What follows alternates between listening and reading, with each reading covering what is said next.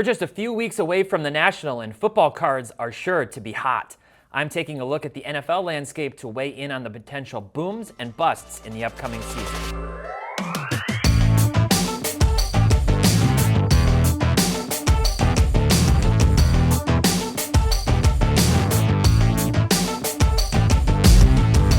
Hey everyone, welcome back to another episode of Data Dive powered by Market Movers. My name is Tyler Nethercott, better known as Teapot. And are you ready for some football? I know I'm ready. I'm ready for fantasy football. I'm ready for Monday Night Football. I'm ready for Lions and Chiefs football. And I'm ready to be talking football cards throughout the season. Today I'm ready to take a look at all of the noteworthy quarterbacks and certain other players from around the league and to talk through why they may or may not be good speculative plays right now. As always, this video is brought to you by Market Movers with hundreds of thousands of football cards being tracked from all eras. Visit marketmoversapp.com and use promo code DIVE when you check out. And I've got to say, very exciting, this code DIVE, D-I-V-E, now gets you 14 days completely free to try out Market Movers and then 20% off for life as long as you're subscribed. So make sure to check that out. Now let's get into the data. Okay, so right off the bat, I always have to make this disclaimer. These are my opinions. At best, probably a coin flip as to whether or not I will be right about any of these guys. This is not investment advice. This is for fun, just like if you were talking to your buddies, whether about cards or fantasy football thoughts. You can tell me you agree down in the comments. You can tell me you disagree. I do always appreciate the folks who respectfully disagree, but you can also tell me I'm straight off my rocker. Either way, be sure to let me know your thoughts down below. So we all know that quarterbacks are where the majority of the money flows in football cards. So the quarterbacks will be the focus, obviously, but like I said, we'll look at some other positional players as well. Now, the first thing that I want to do, and I've done this in the past, you've seen me do this before, here's what I know. Vegas knows a thing or two. They obviously play the odds and they balance it out to make sure that they generally win no matter what the outcome, but the people who are betting tend to know a thing or two as well, and it's a good idea of where there's going to be success. Same thing with fantasy football projections. The expert rankings, while there's a lot of booms and a lot of busts and other things, generally, that's kind of a trend about who's at least expected to do well. So what I like to do right off the bat is look at Vegas odds futures and see who are people saying is going to win the Super Bowl. Unsurprisingly, we have the Chiefs at number 1. Go Chiefs. 2, not surprising either, the Eagles, who were almost there and probably one fumble away from, potentially winning it last year. We've got the Bills, who have had a really solid team for many years now, for several years at least, and just haven't been able to get to that final level.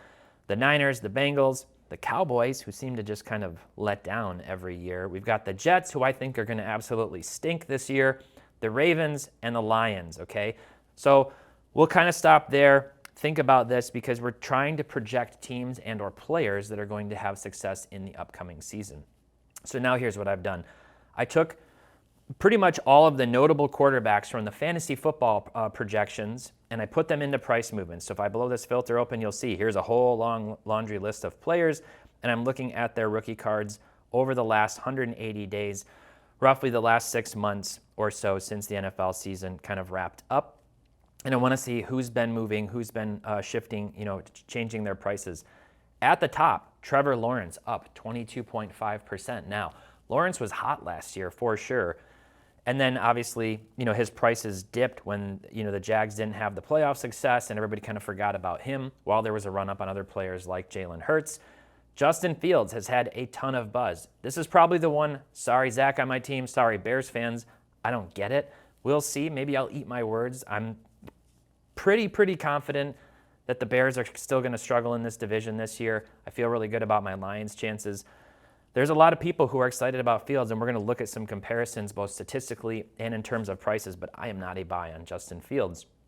Daniel Jones, another head scratcher for me. Can't believe the Giants gave him the bag. I don't understand it. Jordan Love, I don't get it. I don't like to invest or speculate on players who haven't shown me anything, who I have seen nothing from, especially not quarterbacks. Why? We could be in a situation where 3-4 games in, if the Packers start out 0-4 and Jordan Love is struggling, he might just flat out get benched. I don't know that the Packers feel like they're completely committed to this guy no matter what. And then if he does still keep the job, if that happens, and he continues to struggle throughout the season, his card prices are absolutely going to crater. So there's a lot of hype in that. There's a lot of expectation. They already have pre-baked expectations, of which he's shown nothing so far, so I'm not a buy on Jordan Love. Jared Goff's an interesting one. He has seen major price appreciation over the last year as the Lions surprised a lot of people in the second half of the last season. And now he's continued to see some price growth. 12% isn't like an insane amount over a 6-month period in the sports card world, but that's still notable relative to these other players. Jalen Hurts, 9%. You've heard me say it before. He's the guy I'm highest on relative to where his price is compared to some of these other guys in the league. So definitely a buy on Jalen Hurts. Lamar, I think it's frankly do or die for Lamar and for his card prices. He's got to show up this year. He's got to play well. He's got to do something with the Ravens and kind of show people that he can get even somewhere close back to that MVP form. If he can't do that, I think people are going to lose interest really quickly. And of note, really interesting, you see his volume percentage change over the last 6 months compared to the prior 6, down 37%. So that's definitely notable. Joe Burrow, he's really good. I have him probably as the number 2, maybe tied for the number 2 quarterback in the league, in my opinion, with Jalen Hurts. That's after Patrick Mahomes, obviously. Tua, man, the injuries make me really nervous. I wouldn't be touching Tua. I think Deshaun Watson is cooked. He looked terrible last year. I didn't see anything to show me that he can still play football at a high level. Definitely not buying Deshaun Watson. Russell Wilson, he had a great career. That's all I'm going to say about it. He was absolutely abysmal last year. Obviously, new coach, Sean Payton, new system. Maybe he can use those weapons and actually return to form. Remains to be seen. Geno had a great season last year. Is it too little too late or too much too late? Is it just too late for Geno Smith? Obviously, he was really exciting in college. He didn't do a lot in his first few years in the league. He had a fantastic season, a Pro Bowl caliber season last year. Mac Jones, no. And I'm going to keep scrolling down the list, and you can see some of these other guys who have gone down in price. Dak Prescott down 11%. That's really interesting. When we go back and we look at the Cowboys here kind of in the top 6 for Vegas odds to see Dak down 11%, and his prices, frankly, have come down really significantly over the last 2 years. Stafford really played poorly last year after that Super Bowl championship 2 years ago. Rodgers down 13%. This actually really surprises me because I feel like I keep hearing people all hyping Aaron Rodgers, talking about how great it's going to be for the Jets. I think it's just going to be another Jets season. Sorry, Jeff. No love on my part for Desmond Ridder. Again, same thing as Jordan Love and some of these other guys. I do not want to speculate on guys who aren't high first-round draft picks, especially when there's so much baked into their prices and they literally haven't even stepped on the field and shown us anything. Kirk Cousins just gets no love because he doesn't show up in prime time and he doesn't show up in the playoffs. He's had a fantastic career, frankly. Go and look at the numbers, but it's not surprising to me to see his prices down this much. Josh Allen down 24%, looks like the big loser of 2023 in terms of card prices so far. The Bills had so much expectation last year, and I said it before last football season. I actually said this. I said if the Bills don't win at all, Josh Allen's cards are going to go way down, and that was why I was saying I would personally be selling last year because the upside versus the downside just didn't make a lot of sense to me. Flip the script on that. That's why I'm so shocked about Jalen Hurts when the Eagles are the clear favorites in the NFC to make the Super Bowl again. Jalen Hurts is clearly a top 5, if not top 2 or 3 quarterback in the NFL, and his prices don't stack up in comparison to some of these other guys. And then, well, surprise, surprise, to see Sam Howell, Kenny Pickett, and all the way at the bottom, Brock Purdy down 25, 34, and 50% respectively because the prices were too damn high, as the rent would be stated. So let's jump over and look at something. Here's a comparison. Justin Herbert, Jared Goff, Josh Allen, Justin Fields, Jalen Hurts, and Joe Burrow last year, all of these guys. And I'm stacking up these comparisons for a reason because we're going to look at their card prices in a minute here and see who might be overpriced and who could be underpriced. Obviously, the green here is where it's showing you who led in each of these categories. Josh Allen had a fantastic season. He had a 13-3 record as the starter with the Bills last year. And obviously had a great year. Pro Bowl caliber season. The reason this obviously 13-3 because of the Damar Hamlin situation, which was super unfortunate. Jalen Hurts, I think, missed a couple of games, so here he is at 14-1 as a starter last year. I'm going to be honest, I did not believe in the Eagles at all last season. I didn't even really believe in them until the Super Bowl. And then when I saw the way that Jalen Hurts really played in that biggest moment, in that biggest game, nearly perfectly, tit for tat with Patrick Mahomes, it totally converted me and made me a believer that the Eagles could really do this for a number of years to come. Joe Burrow obviously shows up in the biggest moments. He's a total gamer. So we just kind of look at all these stats and we go, wait a minute. Justin Fields, 3-12, 2,200 passing yards. Sure, he can run all over the field. Not a great passer rating of 85, actually by far the worst out of all of these guys. So his card prices must be much less than these guys, right? Well, let's jump over and look. Prism Silver, PSA 10, not the most perfect comparison because of pop count and print run differences from year to year, which is why we see Josh Allen here at 6.6K. Why do we see Josh Allen at 6.6K? Because this card has just popped 26 on his Prism Silver. So what's useful here in a way is to look at market cap, which is multiplying the number of PSA 10s, the pop of PSA 10s, by the last sale, average sale price. And we see Joe Burrow, market cap, $565,000. Justin Herbert, $286,000, roughly half of that. Jalen Hurts, $202,000, but Justin Fields right behind him at $200,000, more or less. Josh Allen way down below. And then there's Jared Goff, $75,000, former #1 overall draft pick, Super Bowl caliber quarterback, Pro Bowler, had a fantastic season last year.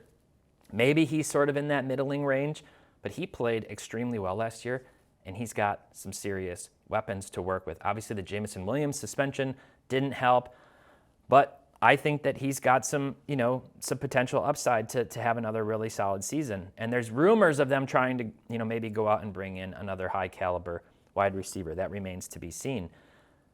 So, of all these guys, if I'm looking at this, I think Joe Burrow might be appropriately priced at 2.5K.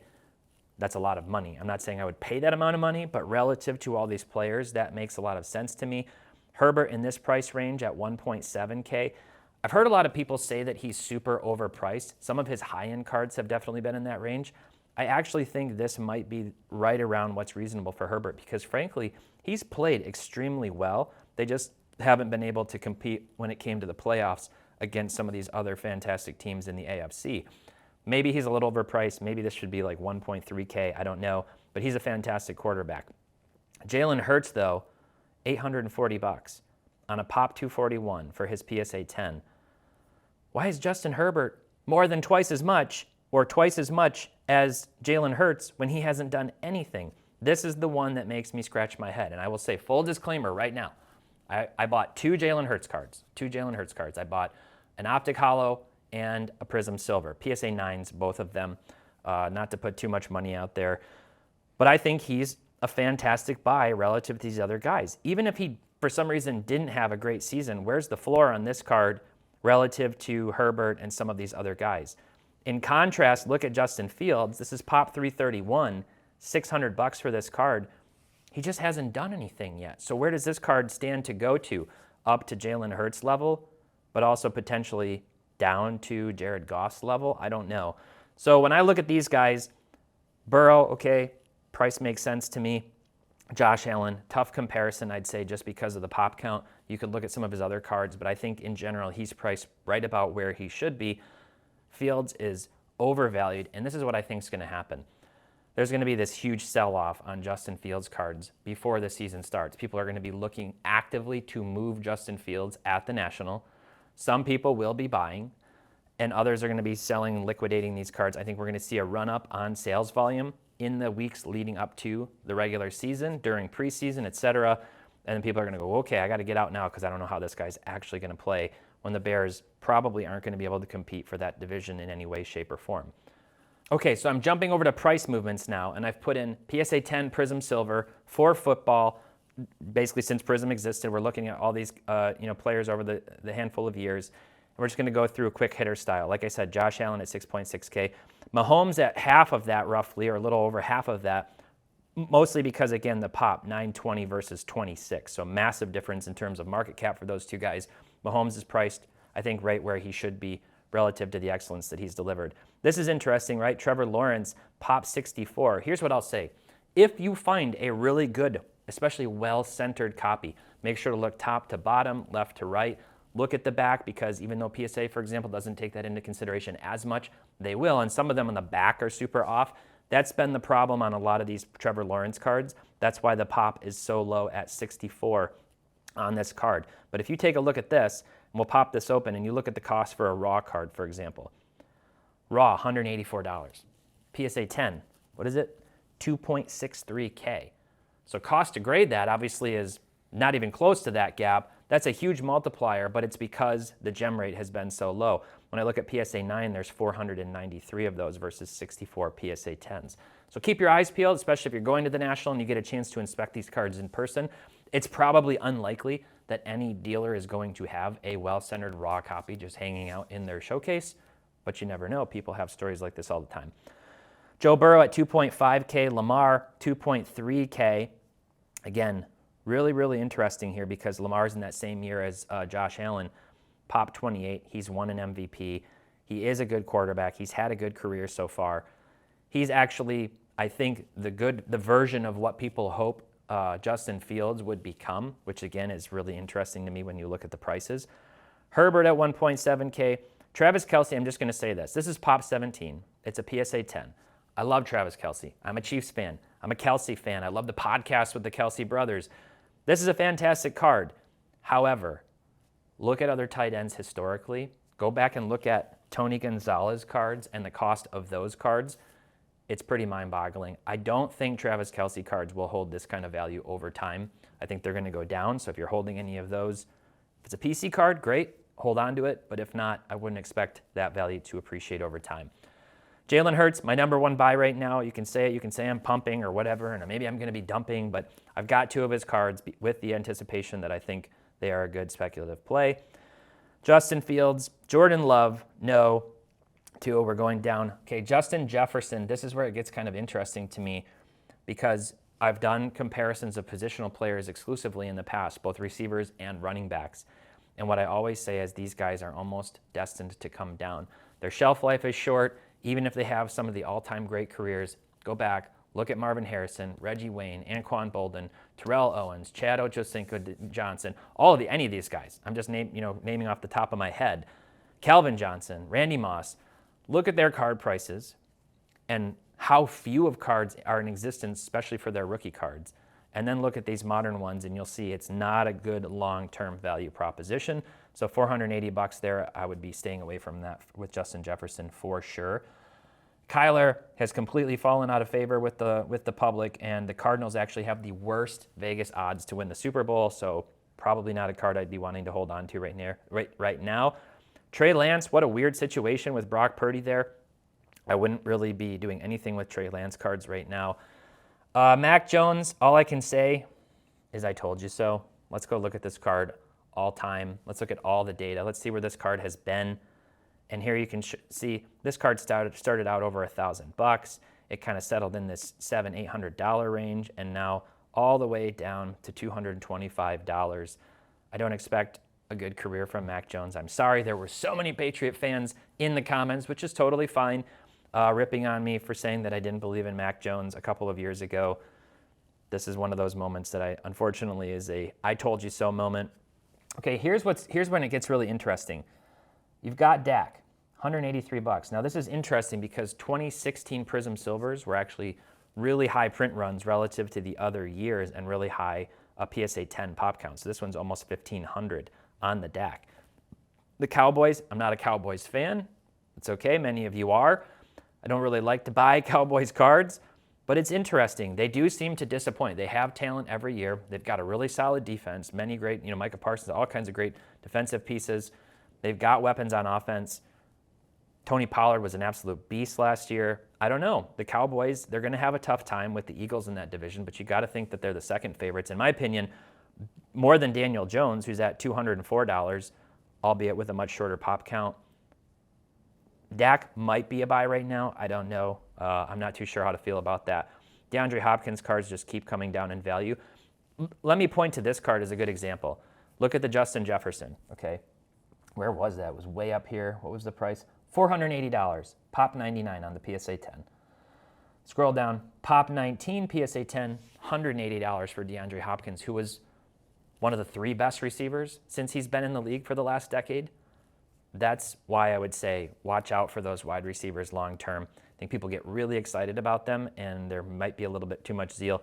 Same thing here. Interesting to see these 3 defensive players with Micah Parsons, Nick Bosa, and my guy Aiden Hutchinson all in this same price range. Parsons with 100 more pop count than these other 2 guys, so that's really interesting.